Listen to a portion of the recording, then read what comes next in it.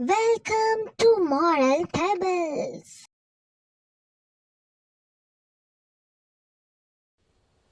एक सरसब्ज जंगल में एक खूबसूरत दरख्त की शाख पर एक कौवा बैठा हुआ था। कौवे की चोंच में एक बड़ा सा पनीर का टुकड़ा था जिसे उसने किसी गांव से चुरा लिया था। वो खुशी खुशी उस दरख्त की बुलंद शाख पर बैठा मजे लेकर अपना हासिल करदा पनीर खाना चाहता था। कौवा सोच रहा था कि कैसे मजे से वो ये पनीर खाएगा कि अचानक उसकी नजर नीचे जंगल के रास्ते पर पड़ी। वहाँ एक लोमड़ी आहिस्ता आहिस्ता कदम उठाते हुए चल रही थी। लोमड़ी की नजर जब कौवे पर पड़ी तो उसके मुंह में पानी भर आया। वो उस लजीज पनीर के टुकड़े को देखकर फौरन जान गई कि उसे ये किसी भी कीमत पर चाहिए। लोमड़ी बहुत चालाक और अय्यार थी। वो जानती थी कि कौवे से ये टुकड़ा छीनना आसान नहीं होगा क्योंकि कौवा भी निहायत चालाक था। मगर लोमड़ी के जहन में एक तरकीब आई। वो कौवे के दरख्त के नीचे जाकर मीठे और खुशामदी लहजे में बोली, सुभान अल्लाह, कौवा साहिब, आपकी शान और खूबसूरती का क्या कहना। आपका काला रंग तो सच में बहुत दिलकश है और आपकी आवाज का तो क्या कहना। यकीनी तौर पर आज तक ऐसी खूबसूरत आवाज किसी ने नहीं सुनी होगी।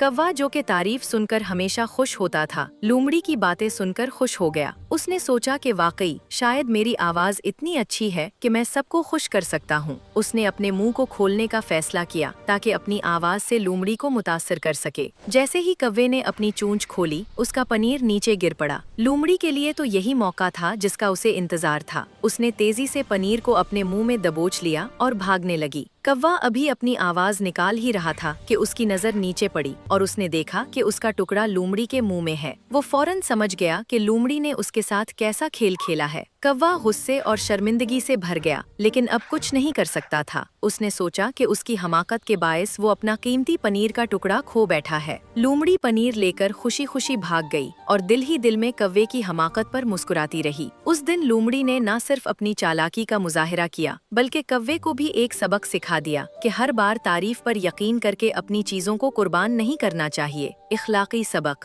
खुशामद बुरी बला है। Thanks for watching.